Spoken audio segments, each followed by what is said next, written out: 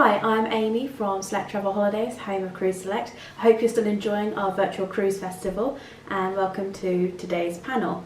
As we've seen, river cruising is not only a fantastic and increasingly popular way to cruise, there's also many different options of river cruise lines and rivers to cruise on. We've looked at various European rivers, which are the most popular, especially for first-timers, and we've had a more in-depth look at the Mekong and Nile rivers, as well as a few glimpses at some of the more exotic or long-haul rivers. I hope that our river cruise presentations have given you an insight into what to expect on a river cruise, as well as an introduction to some of the river cruise lines we work closely with. Now I've brought all the river cruise lines together on one panel for a discussion on river cruising. We discuss misconceptions about river cruising, what's so great about taking a river cruise, answer some of your questions and more. Well, actually, so I should add most of the river cruise lines, because unfortunately Sharon from Titan Travel wasn't able to take part in the panel. However, I do think that this panel certainly have a lot to say.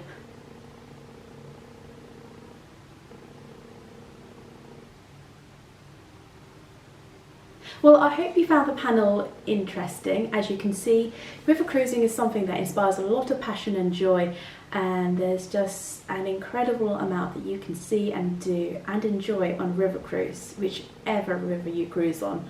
If you would like to find out more about river cruising, call us on 01234 326 758 or email, of course, on sales@cruiseselect.co.uk, and we'll be more than happy to help. So again, thank you for watching our river cruise panel and our presentations, and I hope to hear from you soon. Hi, so I'm Amy from Select Travel Holidays, home of Cruise Select, and this part of our virtual cruise festival is all about river cruising, and we've had a whole load of fantastic presentations from some of our river cruise line partners here, some of them focusing on different destinations. And now here's the river cruise chat, where we all talk about what we love about river cruising and answer some of your questions. So firstly, I'm going to introduce you. We have Lucy. Now, as you may recall, she has a lot of river cruise hats. So she's so we've seen her in Pandaw, Asia sort of river cruise specialist with Far Horizon, who do the Brahmaputra. We've seen her on American Cruise Lines, and we do also have some other river cruise hats, including Europe, which is your AmaWaterways River Cruises. So really, Lucy, there's not really many rivers that you don't touch.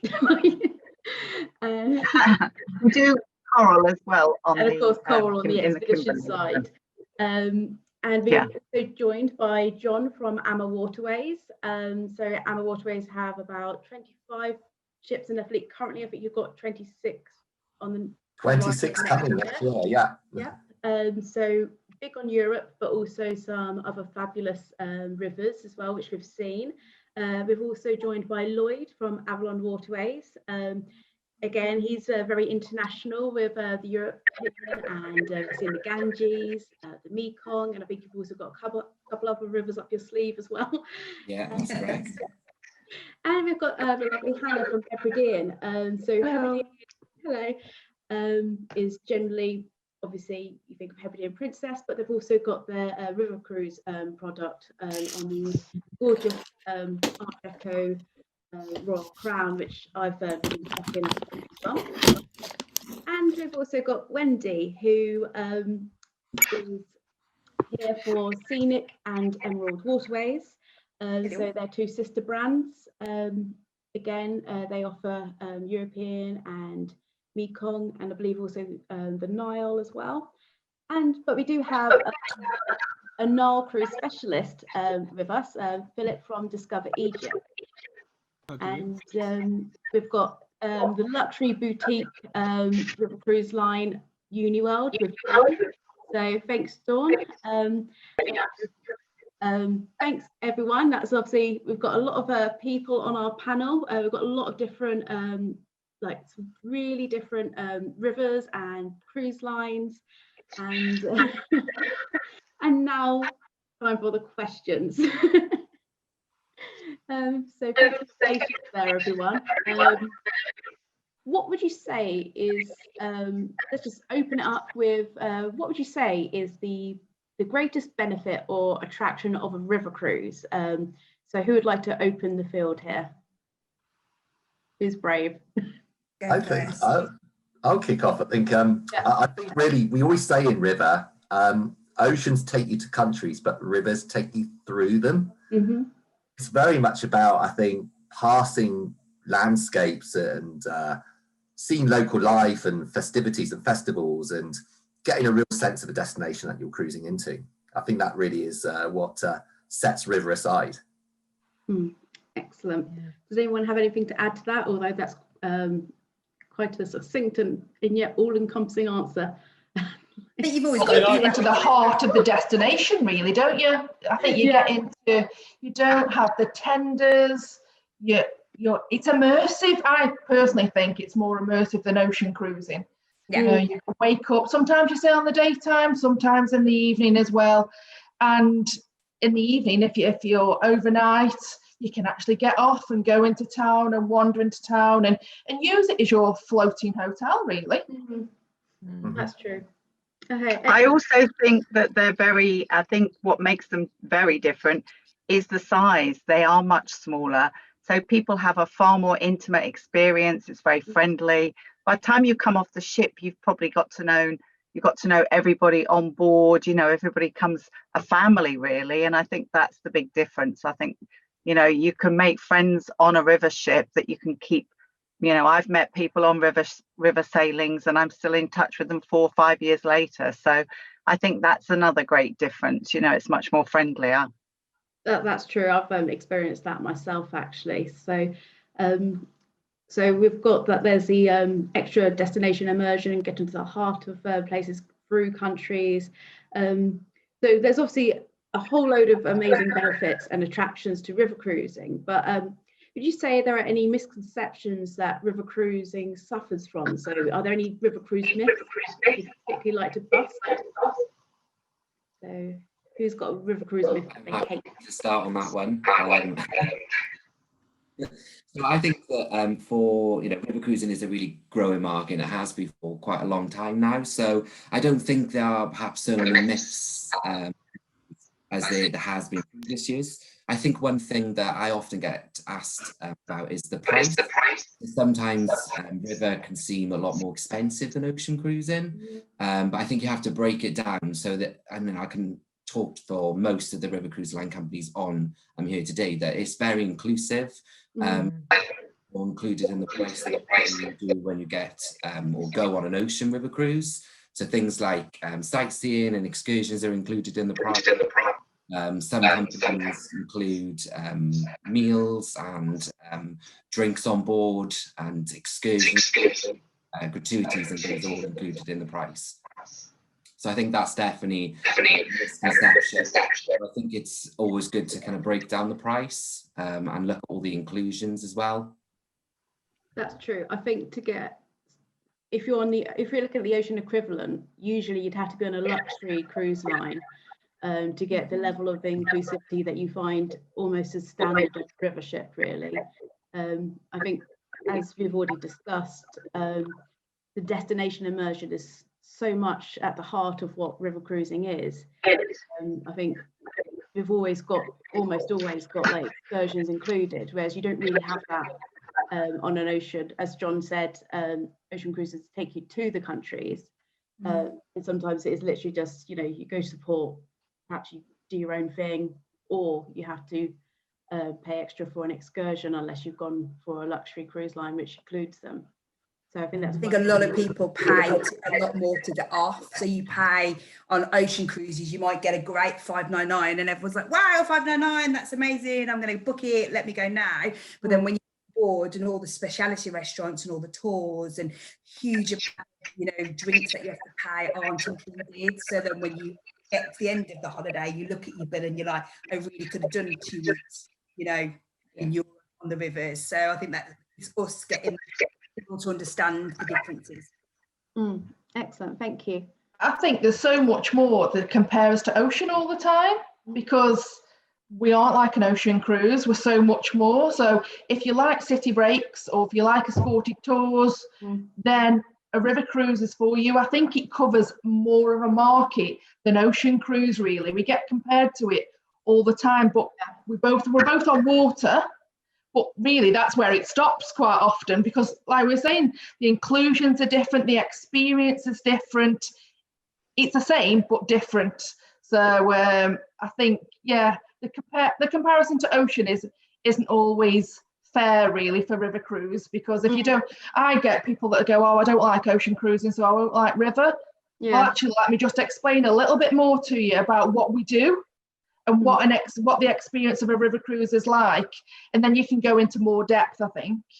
There's also now so much variation on river cruising. There's so many more rivers that are being visited, and there's different ships. You know, there's larger river ships, there's smaller river ships. So I think possibly one of the myths was, you know, it's very samey, with just the European rivers going on the same size ships. But now there's just, it's fully opened up. There's so much variation, and there really is probably a river ship and a river destination that suits everybody. And maybe there wasn't a number of years ago.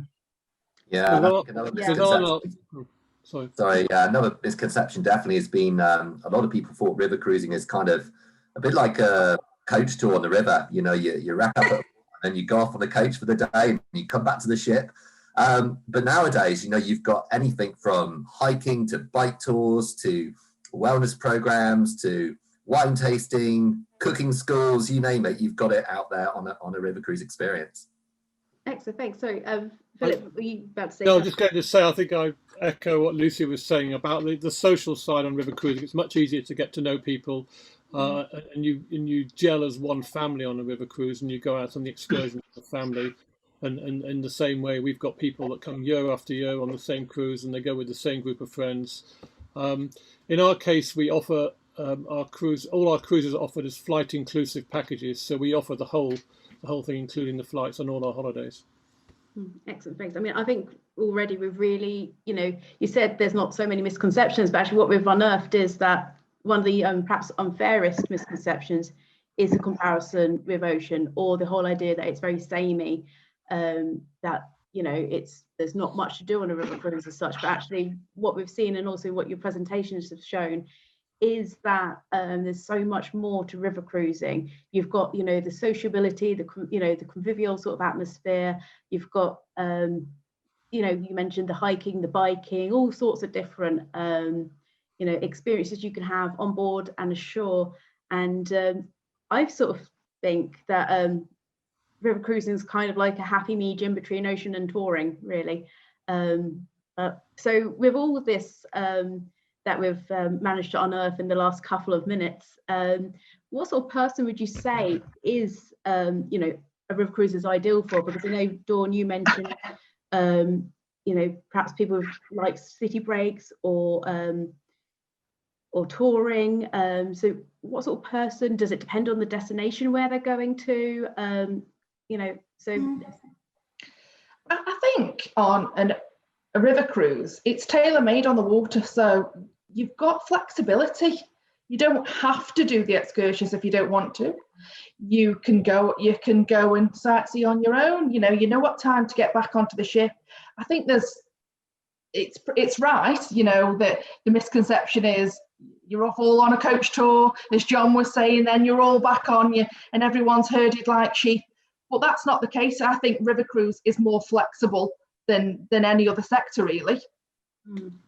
I also think that you know, people of different activity fitness levels can go on a river cruise. I think years ago people used to think, oh, it's for old people, but as John sort of highlighted, you know, you can get excursions where you can be active. You know, you might be able to, like John said, go out on the bike, or you can just do a meander around somewhere. So there, you know, all of the river cruise lines offer different levels of activity, so it can suit a huge number of people. But I think that you've got people who like food and wine that might do a French river cruise. You've got people who like scenery, you know, they might prefer to do a Douro or something, or you've got history and you've got culture on rivers like the Rhine and the Danube. So there's sort of a selection of river cruises, and I think Wendy said it. No, I can't remember who said it, but there's a river cruise out there for everybody, and it's just whatever your interests are. You know, you can talk to your travel agent, and they can sort of come up with ideas as well. But I think, you know, people who like culture, history, food, wine, you know, there's something for everybody on a river cruise. Yeah, of course, and like you've sort of even mentioned, you even have some special themed cruises, some particular special departures. Sometimes it might have, say, I think, Wendy, you sometimes partner with sort of singers, and or you might have authors on board or something, mightn't you? Some of you, or you've got obviously.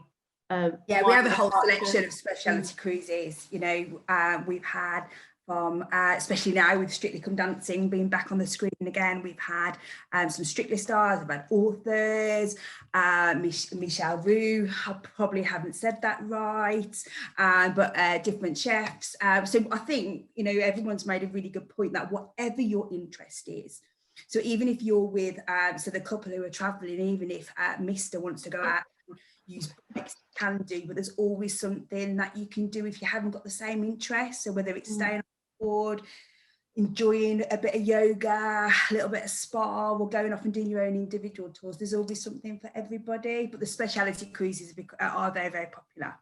Yeah, that'd be an excellent way for someone who perhaps wouldn't normally consider a river cruise, but if they're a big fan of XYZ, you know, they could then sort of accidentally fall in love with river cruising, you know, without necessarily being like, oh, I'm going to book a river cruise. It's a great way for the person. So, and I think if you're looking at some of the exotic destinations, you know, like the Mekong, like sort of the Nile, like some of these more long haul destinations on a river, people will go to far more remote areas. So they're getting, as Dawn said, they're getting more immersed in the destination, and they're getting to see the local culture, the local people. So, you know, again, if people, wildlife, they're going to see so much wildlife, and, you know, the scenery is going to be something very different than if they were doing a land tour. Or if they were on an ocean ship and just stopping off on, you know, on one of the coastal tours. So I think, you know, the long haul destinations may be a little bit different, but, you know, they're going to go to slightly more remote areas.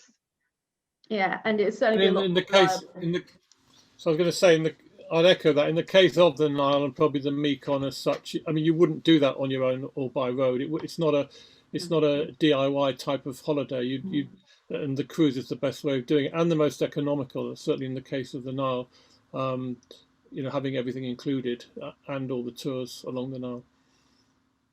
Of course. And I think there's an opportunity for different age groups as well on river cruising. You know, some of us allow children on board and have specialty cruises for children as well. So, you know, there's lots of different options, really. There's lots of people that security as well of going to a destination and knowing that everything has been put on for them. You know, with Hebridean, we even accompany the travel out from the UK, so we have representatives at the airport who actually accompany the guests just for that extra level of care and service as well. Excellent, thank you guys. So what advice, I mean, we have just started touching on, like, you know, first time river cruises, so what advice would you give someone who is perhaps considering their first ever river cruise but isn't entirely sure? I think pretty much what we've just discussed really is, you know, what interests you as a person, because it could be, as I think Lucy mentioned, you know, food and drink. You've got the Bordeaux region of France, you've got the Rhone. If you're into history, then definitely, you know, places that are like the Nile, as Philip mentioned, would be ideal. If you're interested in cities, you know, Dawn mentioned, you know, the rivers of Europe. I mean, they pass literally, you know, Vienna, Budapest, Bratislava, all these different cities. So you've got that option as well. So gardens even, you know, the Seine in particular, and the tulips around Amsterdam. Yeah, whatever your interest really would really home in on the river that would be right for you, I think. Yeah, and I think there's certain rivers for first-time river cruises, you know, that we would point to people to, or if you've already been on a river cruise, where's the next place to go as well. Traditionally, the Danube, you know, you can do a shorter duration, a 7-night, or you can, you know, do even longer as well. I think it's, yeah, looking at the itineraries that lots of people then, you know, we've all got different itineraries, and what interests you, and what inclusions do you want as well from your river cruise line, because we all offer something unique. Yeah, so I mean, in a way, it's actually, there's almost too much for someone to consider if they've never cruised on a river cruise before. Could be a bit of a minefield for a first timer. I think what is important to note as well is that on a river cruise, you will find the level of service on all the ships and the food and the quality, because they source all their food locally, and you know, the quality of the food you're going to find is so much better on an ocean ship, you know, you know, you're going to get a much more intimate experience, which, you know, I think a lot of ocean cruisers now don't like the very big ships. So, you know, I think that's kind of a lot of the ocean cruisers will sort of maybe downsize because they are much smaller ships.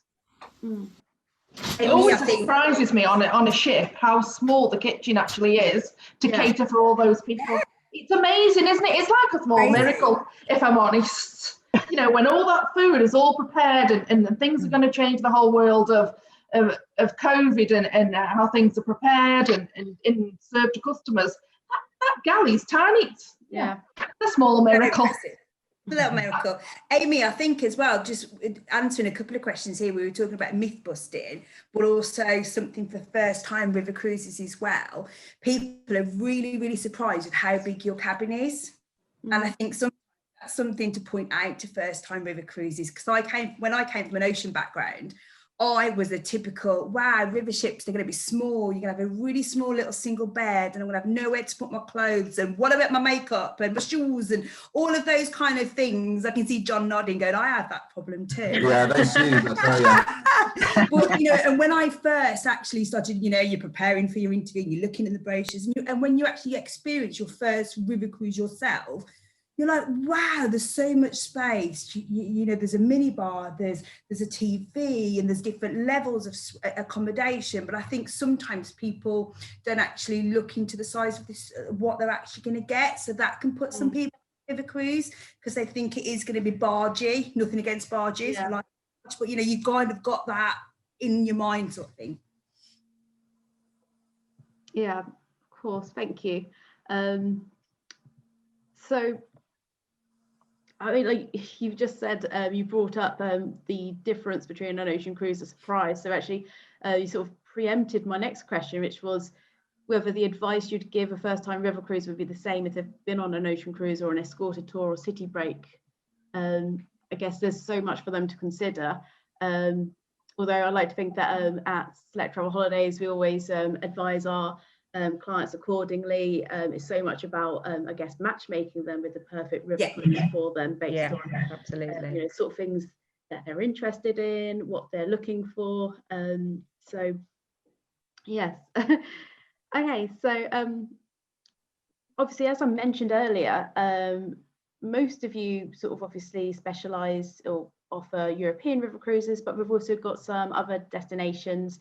We've had you know, specific presentations on the Nile and the Mekong and some more exotic rivers. So what would you say would be perhaps the biggest difference between a European river cruise and one on, say, the Mekong or the Nile? So who would like to open this question up? One of the things is probably the size of the ships are much smaller on somewhere like the Mekong anyway, because taking Pandaw, their ships are only between 10 and 48 people. Yeah. Whereas, you know, if you're looking at a river cruise ship, they're probably around about 160 on average. So, you know, that's one of the differences. But I suppose, as we've said before, you're kind of getting to see more local and rural, whereas when you're on a European river ship, you're going into some of the great cities of Europe, you know. So, and it's probably more about the history and the culture in Europe, whereas on a Mekong or one of the exotics, it's more about the destination, the history, you know, particularly something like a Nile cruise where you've got, you know, you really get to see all the, you know, the Egyptian history, and, you know, you get you get all the information. You've got the best tour guides that come around with you as well, and they're local, so they really know that, you know, the history of the destination.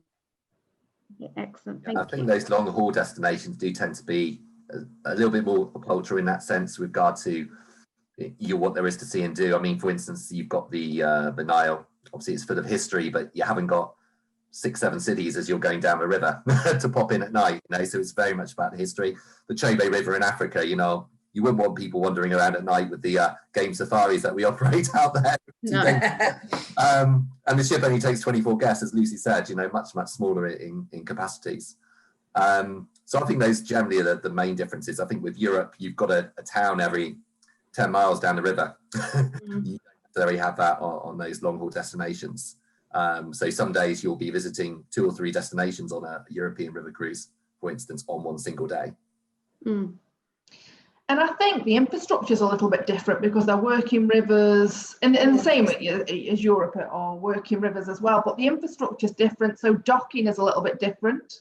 You know, that if you were on the Mekong or on the Ganges where we go to, it's not the same. You know, there are not wooden planks, but it's Wooden planks. Well, yeah, a little bit. And it depends on the river as well. And I think it's important to highlight that, you know, it is something that it isn't the same as Europe.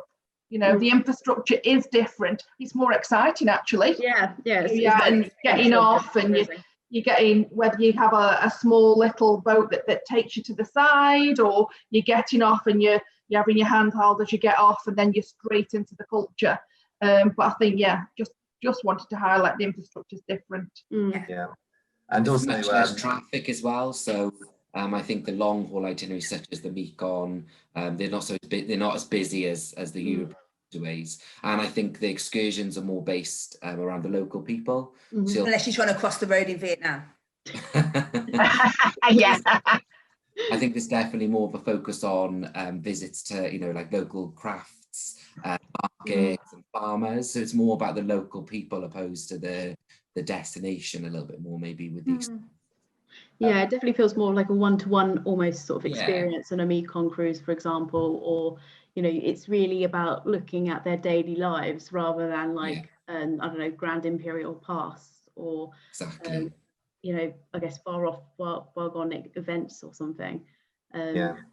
But yeah, I mean, of course, I personally love any river I cruise on, but but Lucy, you mentioned during your Pandaw presentation some of your charity projects during, and I know AmaWaterways, I think you also sponsor a school again on the Mekong. I think this is perhaps going back to what Lloyd was just saying about you go on the more long haul rivers, and it's often a bit more about the local community, etc. So I guess people just want to give back, and I know Uniworld, as part of the Travel Corporation, has partnered with the Treadright Foundation. So how important do you think giving back to local communities for ensuring that you're traveling in a responsible, sustainable way is? I mean, perhaps Dawn, you could start with this, because, you know, you could explain what your Treadright Foundation is. Yeah, so Treadright Foundation was started in 2008 by the TTC Corporation. So we're part of a bigger group, and we realise that we're only on the earth just to for a short amount of time. We're only looking after it for a short amount of time as well. So we do lots and lots of work, whether it be, you know, sustainability, with regard to single-use plastics that'll be gone by 2022, working with various charities, and it's in the destinations that we go as well. So, for example, there's a session that, well, it's with Uniworld on the Ganges, where we're working with various charities. So when we were talking about the immersive opportunities and going to these destinations, when you go to a local community, then we're supporting that community as well. We also have projects. We have over 50 projects that we then have that are going on with all of the destinations that we go to, because we realise how important it is not to just take, and paying people in local places a fair price for what their, you know, their work. It's not about just going, you know, and picking up maybe some souvenirs. We're paying a fair price, and these destinations that we're going to in the tours as well, those people are getting a fair price, you know, and they're getting fair wages. Yeah, that's great to hear. And I know I mentioned a couple of you know, Pandaw and Am have got a couple of projects, and I'm sure some of you have, particularly in your long haul ones. And I guess it's also about the relationships you have with local businesses, particularly if you've been cruising on, like, I guess, Philip, you've obviously been on the Nile for years, so I guess you've built up those local relationships. And we have. I mean, we only use local guides, local staff.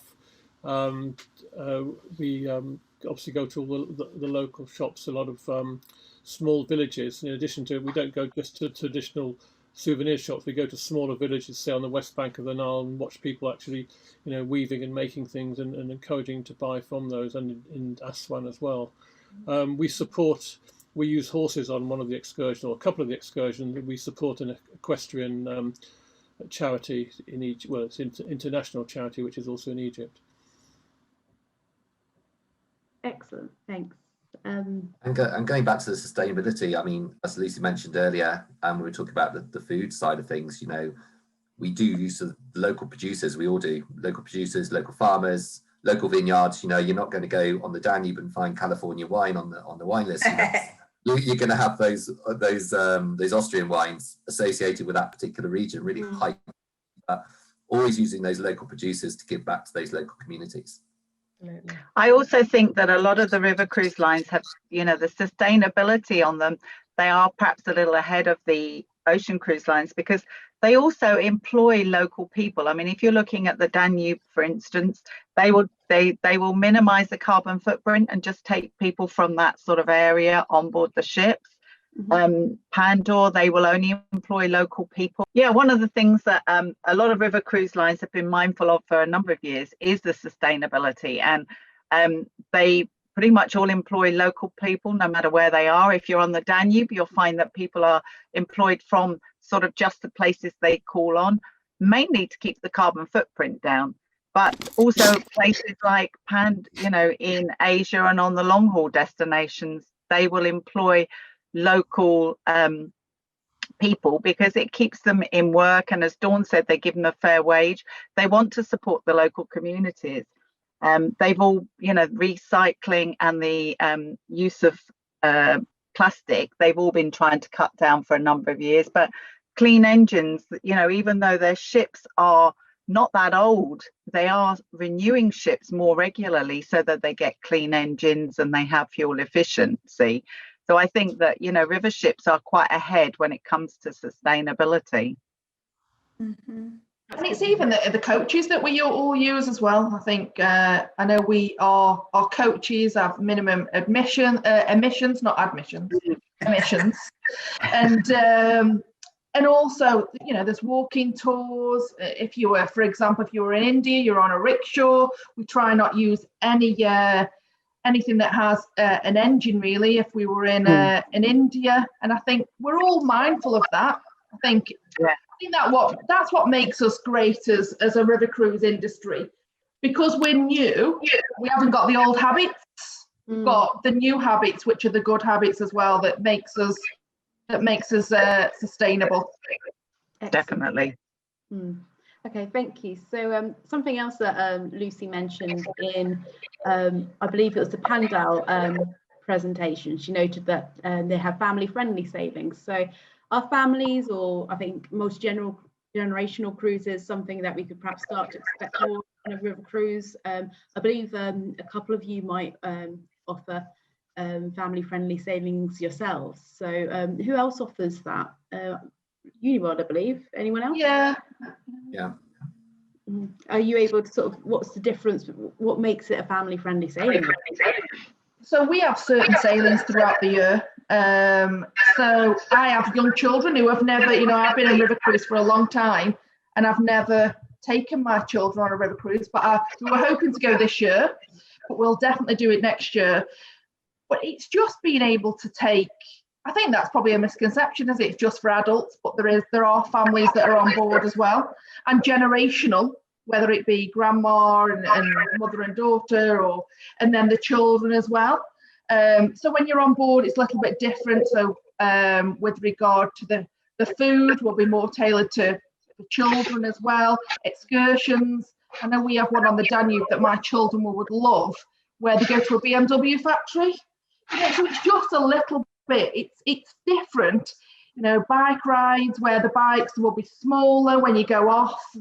And I think it's because there's a demand there. I think it's not just because we think, oh, it's the right thing to do, that's the next thing. It's customers that are asking us these things with regard to families. Yeah, and I think a lot of people are. Oh, go on, John. Go on. No, I was just going to say, I mean, the ships, obviously, as we kind of mentioned earlier, they're modern, they're the new build. So we're building ships now, it's all about interconnecting suites, it's staterooms, sleeping 3, 4 people. So you get intergenerational travel. It's immense, river cruising now. You could have 10 people in 3 suite staterooms next to each other from one big family group. So the evolved without a doubt over the last couple of years. And I think active children would love it. I mean, I've 2 teenagers, not so teenagers now, young adults, I call them. But when they were teenagers, when they went on their first river cruise experience, I was a little bit worried. I thought, how are they going to get on? But they absolutely had a ball because they are active. They like cycling, as Dawn mentioned. They like getting out and seeing things and experiencing different cultures and so forth. So for families like-minded in that sense would really enjoy the river experience. Yeah, so it's important that they're like that like-minded sort of families. So perhaps not for every family, but the family that does want to sort of get in, a bit more immersed in their destination and perhaps have a bit more activity, but also comfort, and is for them potentially. Yeah. Okay. And create some great memories, with their families, which is what people want to do these days, isn't it? Yeah. I mean, funnily enough, my mum's first river cruise, would you believe, she was 2 years old. Oh, wow. Really? Yeah, I think there's actually a photo that she hates me using, which I obviously use every possible opportunity of her, like a little pudding bowl cut. And she, although her favourite activity on board was taking all the books out of the library. Oh. Obviously, they didn't quite have the same amount of activities back in, like, the 60s. Careful now. You won't be happy. So I think I guess that's probably something, a misconception that people might not, they wouldn't necessarily assume that a river cruise would be for families, and river proved that wrong already. So I know something else we did sort of touch on earlier. I think it might have been Wendy who sort of mentioned about when you go from an ocean cruise to your first river cruise, what you might be sort of expecting, because obviously with ocean cruises, what we've seen, particularly recent years, that they seem to be getting bigger, or if they're not getting bigger, then they're just still getting like a whole load more dining venues, theatres, go-kart racing tracks, all sorts of this different stuff. But obviously on the river, you can't really do that, because when you're building a river ship, you have to bear in mind the likes of, bridges, locks, that sort of stuff, so you can only be so wide, so high, all this sort of stuff. So I guess in a way, that's a challenge for river ships, isn't it? So I think it is to a certain degree, but I think there's 2 ways we can look at this. I think you've got let's look, say, from, I've worked on all sorts of ocean cruise lines. I've worked on small, intimate, I've worked on massive ocean liners that have got everything going. But I think if we get customers, or love customers that love ocean cruising, I think you've still got an element of that. So we all do different kind of entertainment. So whether it's local cultural shows, coming on board and doing different performances and things. A lot of out, for example, in Vienna, and going to different concerts and things. So sometimes I think people get put off because they entertainment. So we all offer different kinds of entertainments. I know with AmaWaterways, we've got a swimming pool that turns into a cinema of an evening. So there's something a little bit different there. And I know everybody has their own different things as well. And also dining experiences. On big ships, you have several different dining options, but I think sometimes we forget that we all offer different dining experiences as well. So, and included in the price. I think sometimes we shy away from it a little bit and go, oh, if you like ocean cruising, you're not going to like river cruising. But I think all we have to do is, just highlight the differences. So it is more intimate. You aren't going to get sort of the big Broadway shows, but you will get entertainment. You're on the culture. You will get the guys that come on board as you're going down the Danube. And they laid up hose and clinking beer tankers, and it is really cultural, isn't it, wherever you are. But I think as well, we all do different experiences like spa and wellness and activity sessions. I think that's something people don't expect to experience. Yeah. So walking around there, I've nearly finished, John, you know me, I'm almost there. Yoga, walking around the deck, spa, massage, little gyms, swimming pools, little splash pools. So I think there is more, but I think sometimes it's just how we explain it. Because sometimes you get people on a river ship, you can't imagine going on a big ship. But I think once you kind of talk about the positives, you can almost, people go, oh yeah, see what you mean there. Yeah, I don't think you'd pick a river cruise if you wanted the go-karts and the casinos and I think that's there are people that want that, and then they would choose maybe an ocean ship, one of the big ocean ships. A river cruise experience is probably not for those, something a bit different, isn't it? So I don't think it matters that we don't have that on river ships, because I think people choose rivers because we don't have that. Yeah, and I like what we've got that you can sort of use. Absolutely, yeah. Because you can get off and do that, can't you? You could get off and go karting. Yeah. Things are innovating all the time, and we've all got innovations on our ships. And I love it's Emerald, isn't it, with the cinema thing with that's fantastic. The AmaMagna, for instance, has 4 dining. So a lot of dining choices there. Yeah. We've all got enhanced spa, we've all got enhanced wellness. We've got wellness hosts on board doing Pilates and yoga and all sorts of things like that. So everything's evolving all the time on the river. So it's it might be completely different, who knows, but you don't need to shout about, as I say, the go-karts and the ice skating rinks and things like that, because people who go on a river cruise experience want to experience a destination more than necessary, stay on the ship and look after those facilities. Yeah. I mean, personally, I think that the entertainment on river ships is underrated. I love that low key, when you get, local acts on board, or, just even sometimes sometimes it's nice to have like a sort of chill out in the bar with the piano on. You've had a busy day, just sort of having some cocktails, talking to your fellow guests. That's or like you said, sometimes they take you out somewhere, like perhaps there might be a special meal somewhere, or often in Vienna you go to a beautiful sort of concert, for example. So it's definitely understated. I think really it's, and John, you've made an excellent point about the choices that you do have a lot more options available on a river cruise than people realise. I think what it is they see it on the outside, they think they all look the same because they've got these sort of very similar sort of restrictions that they have to sort of adhere to. But actually I think that sort of part of it have they've risen to the challenge of delivering something that differentiates each of them. They have to work that bit harder than just having different hardware. So they have to, they have to deliver on their onboard experiences and their excursions. So, it's a bit more like beyond what you see necessarily. Mm-hmm. Yeah, sorry, go on, John.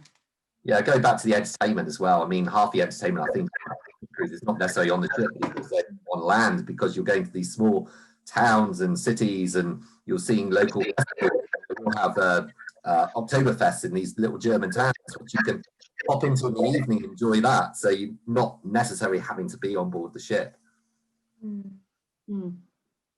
Sorry, Wendy. No, it was your turn. I was just, getting excited. And I think on the ships, you get your cruise managers that are on board.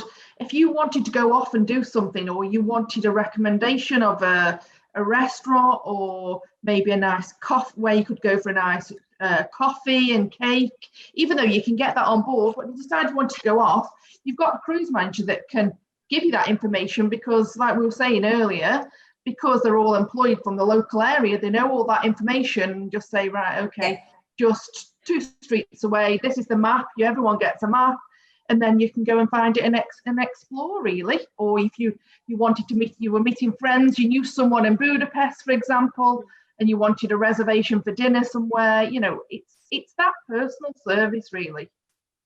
Very, very true. Excellent. Okay, so over the last few years, river cruising has become increasingly popular. We've got more ships being introduced, etc. So what would you say have been perhaps the biggest changes between, river cruising from, say, 5-10 years ago till, now? What your sort of, what have you noticed? Any particularly big changes? I think the length of holidays people are taking have become longer. Okay. So traditionally river cruises were like 7-8 days, but now we're finding lots of people are taking longer durations.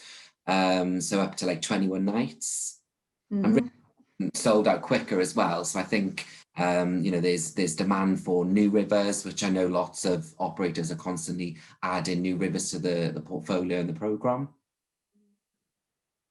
I think also something that's different, because I think a few years ago, one of the misconceptions was how people were all old that took river cruises, and even last year when I was doing shows, people came up and said, oh, I'm too young to do a river cruise. But it's not necessarily like that now, because I think years ago they probably just did little coach tours off from the river ships. But as we've been emphasizing all the time, the excursions are all very different now as well. You've got active, you've got those sort of who want to be a bit more relaxed and chilled.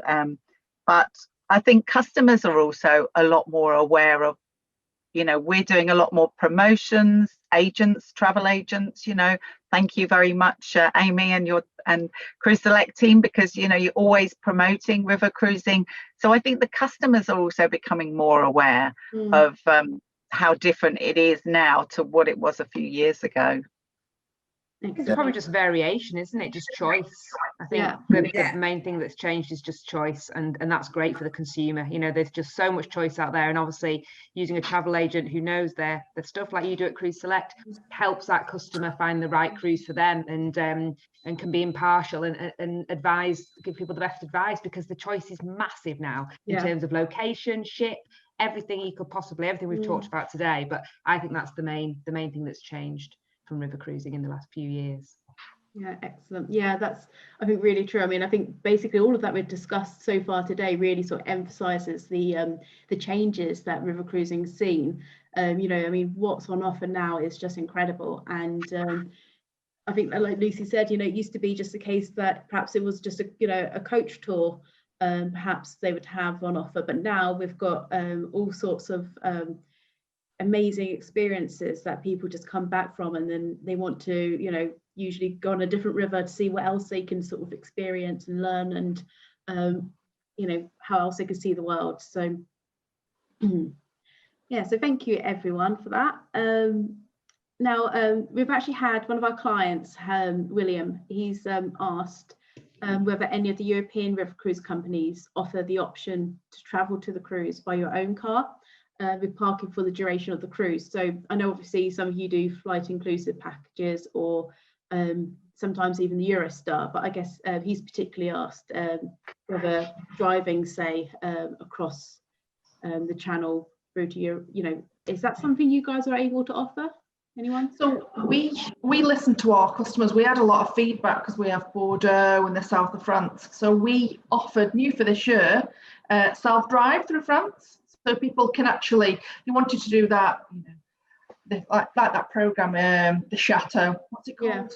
You know which one I mean, with Dick and Angel.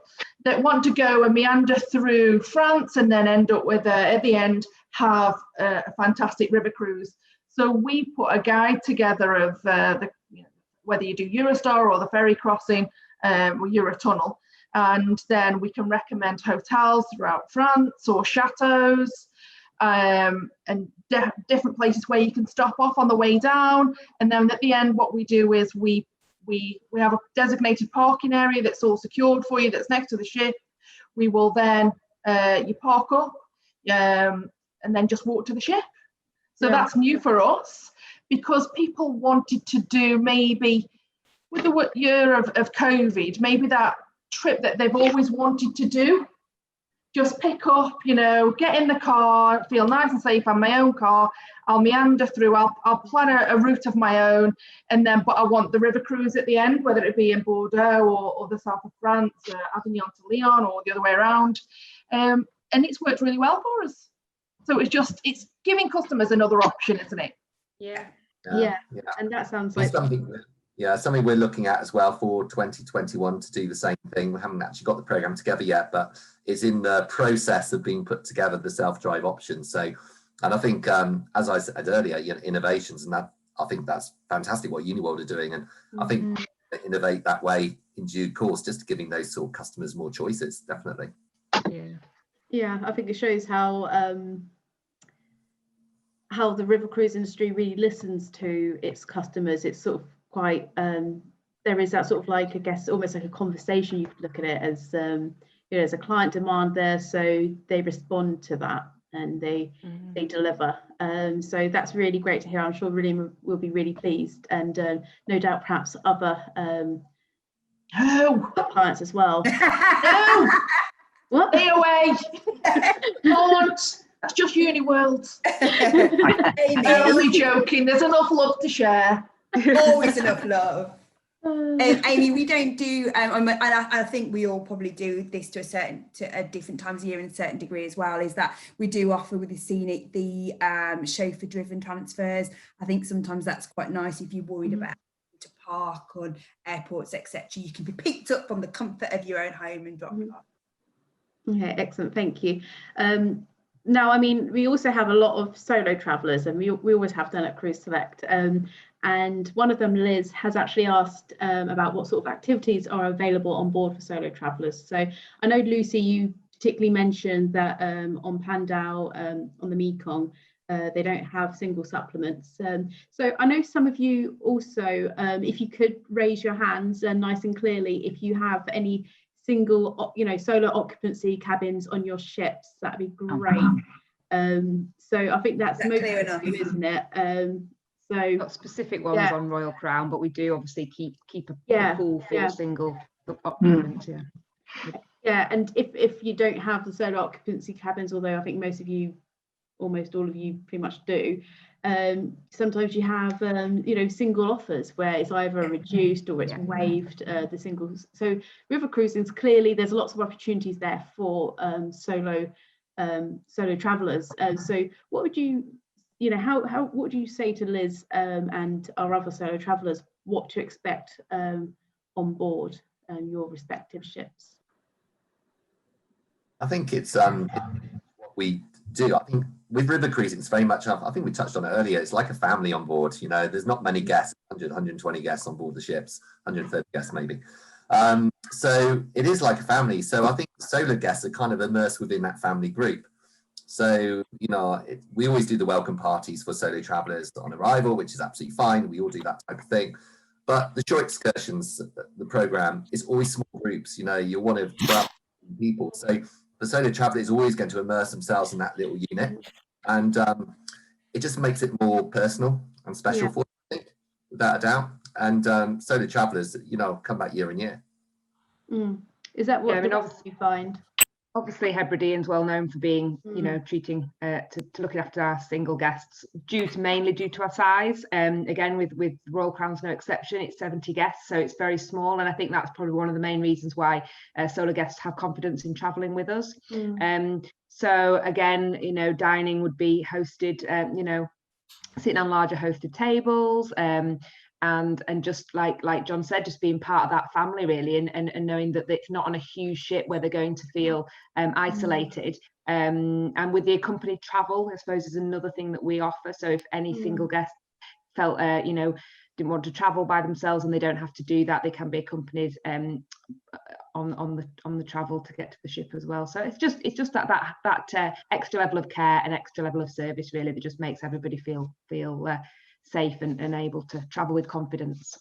Excellent, thank you. I think it's down to the size as well, isn't it? It's so good that, you know, they are small and intimate, but also a real bonus is with the dining. A lot of us do open seating. I know that first time might be a little bit nervous, you know, but you can go and you can speak to the waiters. You'd like to join a big table, and then you can get to the table and you can have a lovely evening. But then the next day you might meet somebody else on a tour, and you can then go and sit with those on their dinner table. So I think the fact that you don't have your allocated seats. Yeah, and I suppose also most river ships, in my experience, you tend to have like perhaps a bit of a briefing, like a daily briefing for the next day before dinner. So I guess, you know, you could have you know, sit next to someone at the bar, have a drink, and join them for dinner. So and also the lounge as well. There's one main lounge. So, you know, like you say, you go to the early briefing, or anything that you do, you sit and you join people. So it's not there's, you know, 15 different bars or restaurants, and you're not sure who to talk to. I think you know, you find that people meet people a lot easier with river cruising. So it will be a great recommendation for solo travelers. So Philip, we lost you briefly, but we're just now talking about solo travelers and what they could expect on board. So on your ships, do you have any solo occupancy cabins, or do you offer any, you know, solo offers? Yes, I mean, we have cabins on board without single supplements. We offer 2 or 3 every week without single supplement. And I'd echo again what everybody else is saying. I mean, it's ideal for a solo traveller because it's a small, intimate environment. One mixes easily. It's free seating. You're part of a group. And Nile cruising does attract a lot of single. It's not Egypt's not the kind of place that a single person wants to travel on their own. So it's ideal for the solo traveller. Excellent, thank you. So obviously we've gone through a couple of our client questions, and as I'm sure you can imagine, a lot of our the client questions really have been centering around COVID, of course, because, you know, it's practically inescapable nowadays, and it's really becoming something that people have to consider, take into consideration when they're planning any future travels. So I guess I could probably sort of characterize most of their questions as the nature of them is really looking at what impact, if any potential COVID measures might have on the quality of the cruise that they would enjoy. So I think a couple of you touched on some of the changes in your presentation, such as waiter service instead of buffet, or that free seating might temporarily not be in place. And actually, one of our clients, John, did ask how open dining would be possible with the current social distancing measures. Social distancing was also a concern cited by a client, Hazel, because she's particularly attracted to cruising for, you know, the chance to strike up conversations and make friends with fellow travellers, and she's worried that you know, how she'd still be able to do that with social distancing. And another client, also called John, has asked about the extra precautions in place at ports and on excursions. So it's obviously something that people are sort of asking about. So and I know also that there's, you know, currently not really much in the way of cruising at the moment, really. So how would you sort of, what would you sort of say to those clients and their sort of concerns? Can I start, because Amadeus have actually been sailing on the rivers? Yeah, three river ships. I don't know. Amadeus started back in July, sailing on the rivers. One thing I will say is that the cruising industry, and obviously with the help of Clear, every river cruise line has got together to create the the protocols, and worked really hard to get everything on board the ship. So you will find that pretty much what one ship has, they all have, because it's Yeah. something that has been agreed. You know, before with Amadeus, they started in July. Obviously, there were no UK people because we had all this quarantine and everything, but it was a lot of Europeans. They have to, you know, before they join the ship, they have to sort of go through, have a you know, make sure their temperature's all right. So they have to fill out a questionnaire before they get to the ship. When they get to the ship, before they board, they have their temperature taken. Their baggage is all desanitized, you know, it's taken to their cabin for them. They do have to wear masks on board. The crew will have been sort of put together in a unit for, you know, working together. You know, they'll get tested every week as well. So there's ongoing. But I mean, when you're up on deck, you know, you do have to keep the sort of 2-meter distance, but the feedback from the customers that were on board, we specifically asked for that, and everybody seemed to say that it didn't detract from the holiday. They were so pleased to be sailing on board the ship. You know, when you're up on deck, you can still talk to people. When you're in the bar, it might be 2 meters, but they were still talking to people. On board, there are epidemiologists, doctors that, you know, make sure that all the protocols are, you know, according to plan. And all the crew have been, you know, trained in COVID-19. If there does happen to be any cases, touch wood, there weren't any. But I think that you're also close to land. So the impact that it might be on an ocean ship is not going to be the same on a river ship, you know, because you are close to land and it can be dealt with a lot quicker. But there are, you know, I mean, the general feedback was there was no, you know, detraction from the enjoyment. Excursions, there's fewer people, you know, the ships are only running at about 75% as well, which means that they can have that distancing. So there's probably a lot more, but I think to sort of put it in a nutshell, but John might have, don't know, really some other really things. comforting to hear a positive, you know, that it's been going well and that the clients have been enjoying it. And I think for us all, that's a really comforting thing to hear. Yeah. Yeah, no, Lucy, you're We right. just need some UK passengers to be able to travel. Like Lucy was saying, we've had a ship operating to the German market, actually, the Ama Christina, and exactly the same protocols have been put in place. I would say the face covering side of things, you know, I was a little bit concerned about how long are they going to have to wear these during the day. We interviewed one guest on board and it was literally less than 5 minutes because it's only moving within the interior areas of the ship that they need to worry about. So, you know, moving from the lounge, for instance, once you're in the lounge, you're sat down, you're fine, you can take the face covering off. So that was quite a good reassurance, I think, hearing that type of thing. Sanitization stuff. And Lucy, you mentioned it earlier, the clean air systems on the river ships as well. Especially the balconies. Yeah, we're not air circulating around the ship, you know, it's just going from one room to another, you know, so it's much safer in that sense as well. Yeah, definitely. And we have the positive FCO advice that people can take a river cruise. Once we're out of lockdown, you know, even the government are endorsing to take a river cruise because we're classed as a small hotel. So I think that's the most positive news that we can all have, and I think that's why we've seen sales pick up actually.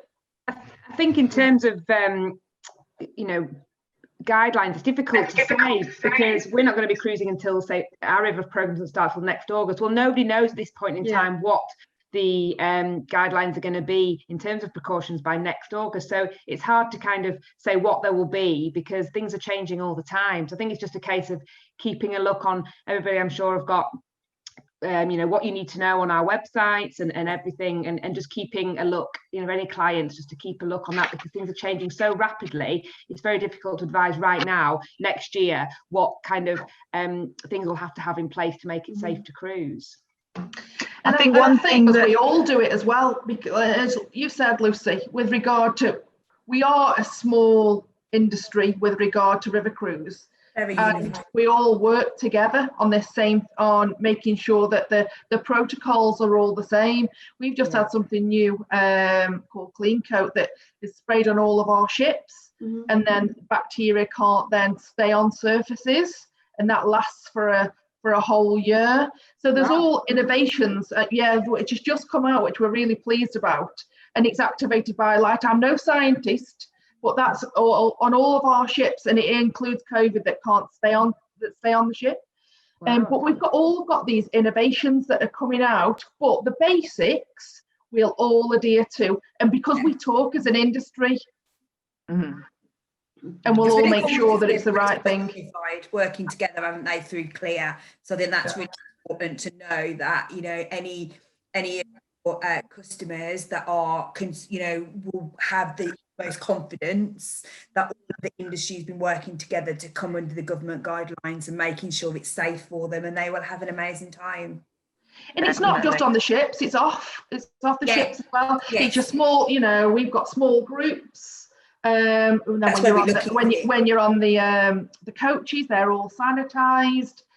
So yeah, it's on board, but then off as well, that these have already been taken into consideration as well. Yeah. I think what's also good to note, and a lot of river cruise companies have got this, is that, you know, if customers don't know what's going to happen next year, they can still make a booking this year for maybe next year.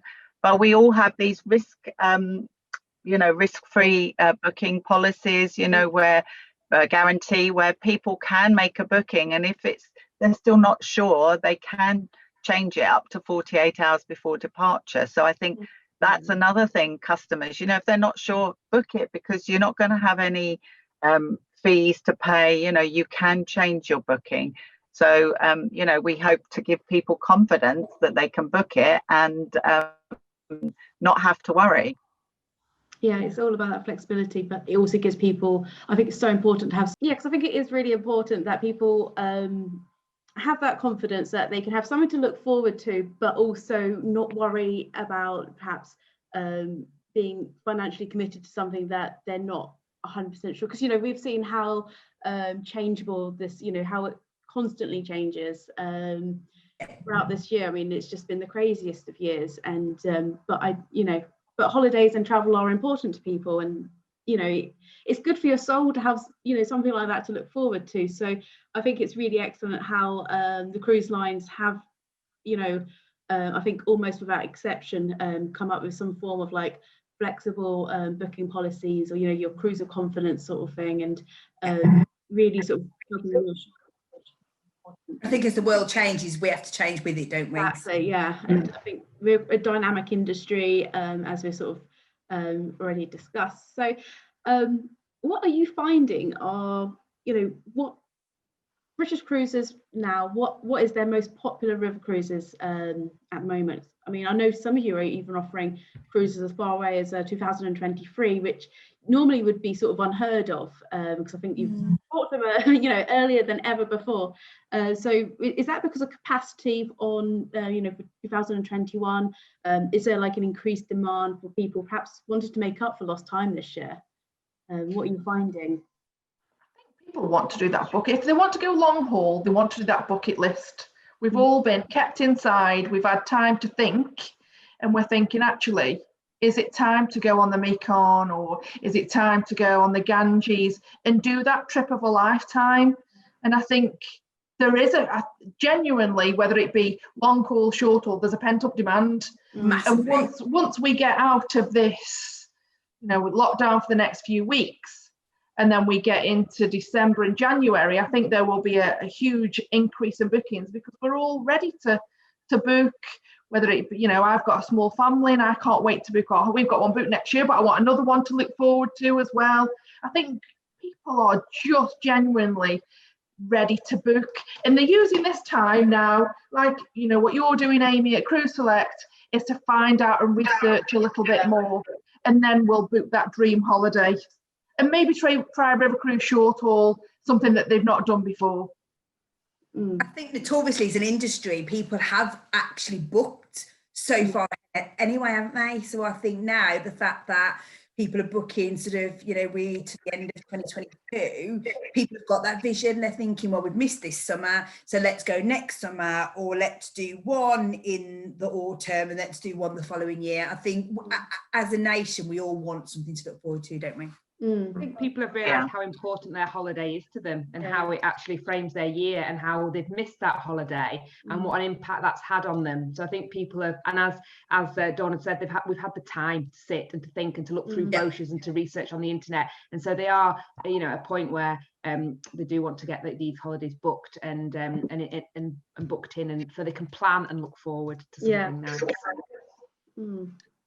Yeah, and of course, I suppose also a lot of people whose cruises would have been cancelled this year some of them would have transferred to perhaps a similar sort of cruise, you know, for 21. So they already would have moved over, which I guess would mean that you've had an increased sort of demand for 21 earlier than you normally would, and you've still, you know, there's only so many places, so many cabins you've got, or staterooms on your ship. So I guess in a way, like you said, there is that increased demand. People really want to get back out there again as soon as they feel safe to do so.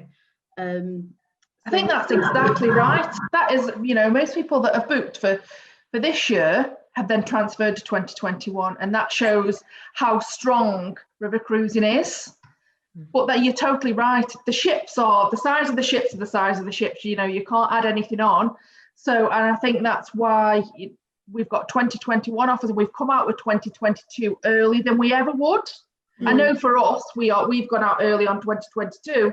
That's because the demand's there, because we haven't necessarily got all the capacity for 2021 because it's been taken from this year instead, which is a nice feeling to have, actually. You know, your ships are full, you know, we've all got pockets where we might offer singles instead, or added benefits. But I think that just shows how strong river cruising is. Yeah, absolutely. Yeah, and it's also, I think, we've just discussed the flexible booking policy. So I guess if people want to go on that dream river cruise, they should book it in sooner rather than later. And then if they find closer to the time that they're not ready to book, they could always sort of change it without any sort of penalties. So it's almost like an ideal time to book. Absolutely. Yeah. And we find that, you know, river cruising is increasingly popular with the Brits. You know, I think we're becoming a country that is really falling in love with the rivers. You know, they might, you know, touch, you know, they might try, like, say, the Rhine or the Danube, and then they find that, you know, they want to then do the French waterways, or my personal European favourite, the Douro, or go, like you said, further, longer haul. So there's, you know, I guess in a way you might want to be like, well, let's have a whole year of rivers. Yeah, or you could come to Italy.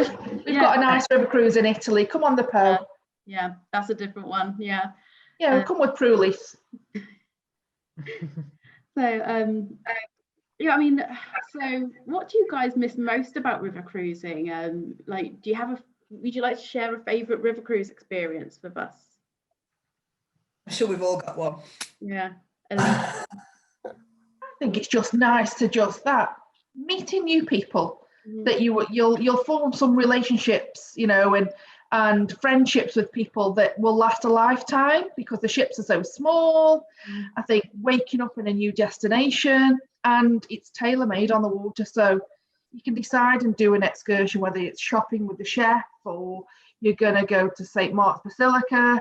You know, it's so flexible, and I think we all just miss meeting other people and just going on holiday and just having that luxury that is a river cruise. I think my favourite one was I joined in Budapest for the first time. So as I said before, cruise ships, sometimes you're quite used to docking along far away from, you know, the city. You've got to get a shuttle bus in, but as I came into Budapest, you see this amazing Parliament building, and you are like, and here's your river ship, and you're like, so, and you can see this spectacular view all day, and the fact that you're right there in the heart of the destination, and it's just like you can go off and you can come back, and I'd say again when I was in Paris. So it's my actually first time in Paris. I didn't think I'd see the Eiffel Tower, and I was that excited. I was just like, oh, I'm sure I'm going to. And then when I got on and I could see it at a distance, you're there. up, and I was like, oh, wow. And I don't think you'll ever get that experience from nowhere near as much. But I think it's that first, and to know that it's not just that first port. The next and the next day and the next day, you're going to see chateaus and you're going to see vineyards, and there's always something that you can see. That's always my favourite moment. Yeah. For me, it's the hidden treasures. I think there's always an unexpected part of your river cruise somewhere along the line. There's always a place where your new favourite destination. I always remember going on the Rhine, and we stopped into the Port of Breisach, and one of the excursions was to Ricvier in France. And it's just the most charming, beautiful place on earth, I swear. It's it's just incredible. So beautiful, and always got memories of that destination. But everywhere you go on a river cruise, there's always something like that. I was on a boat trip last year, and as Wendy was mentioning, you got the city of Bordeaux there, and your ship's there, and you can't get your head around it, can you? And when they sometimes do that little sail around, don't they? Like last year I was on the Douro, and so it starts in Porto, and then they do a bit of a sunset sort of sail, just so those illumination cruises, stunning. Or like you said, Budapest. I mean, that's such an iconic destination, and then they do that like lit up sort of sail around. Stunning.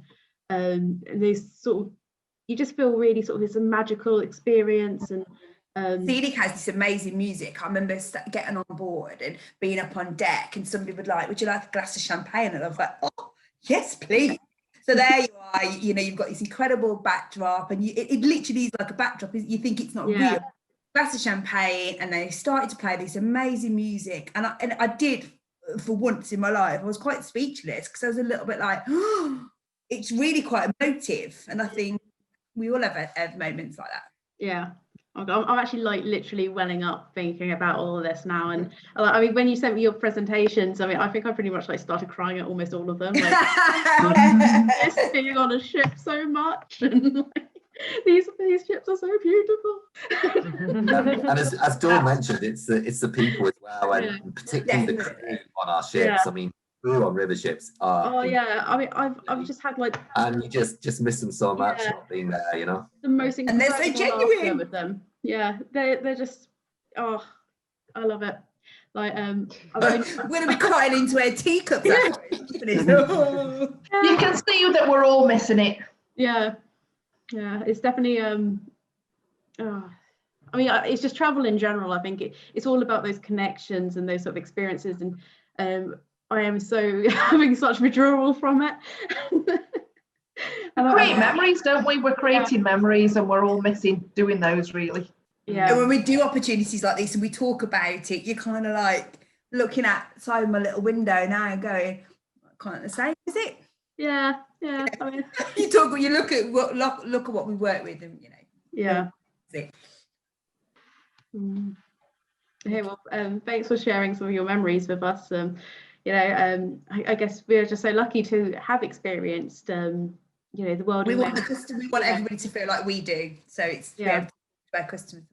I think we're also passionate, and I think that says a lot about the industry, doesn't it? Definitely. Yeah, just being able to, like you said, to give that to our customers. And I just love when when our clients sort of tell me about what they've experienced, what they've seen, and I just love listening to their stories, because they're so incredibly well traveled, and they share our passion for it. And I hope in a way this is like, I'd like to think that giving a little bit back to them, a bit of that sort of sharing some of those experiences. So before I sort of literally start blubbering. Oh, we need a virtual hug, don't we? High five. Virtual high five. I'd like to thank you all for your time with your presentations and for being on our panel today. I really hope that our viewers have enjoyed it as much as I have. They've enjoyed your presentations. Hopefully it didn't make them cry like it made me cry. It's not quite the desired effect. But it's it's been great sort of talking about our love of river cruise, and I think it's, well, personally I think it's infectious, and hopefully it's been inspiring to people watching it in their homes. So thanks so much for all of your time, everyone, and hopefully I'll see you again sometime soon. So yeah, thank you. So Thanks, Amy. Thank you. Thanks. Have a good week, everyone. well, I hope you found the panel interesting. As you can see, river cruising is something that inspires a lot of passion and joy, and there's just an incredible amount that you can see and do and enjoy on a river cruise, whichever river you cruise on. If you would like to find out more about river cruising, call us on 01234 326 758, or email, of course, on sales@cruiseselect.co.uk, and we'll be more than happy to help. So again, thank you for watching our river cruise panel and our presentations, and I hope to hear from you soon.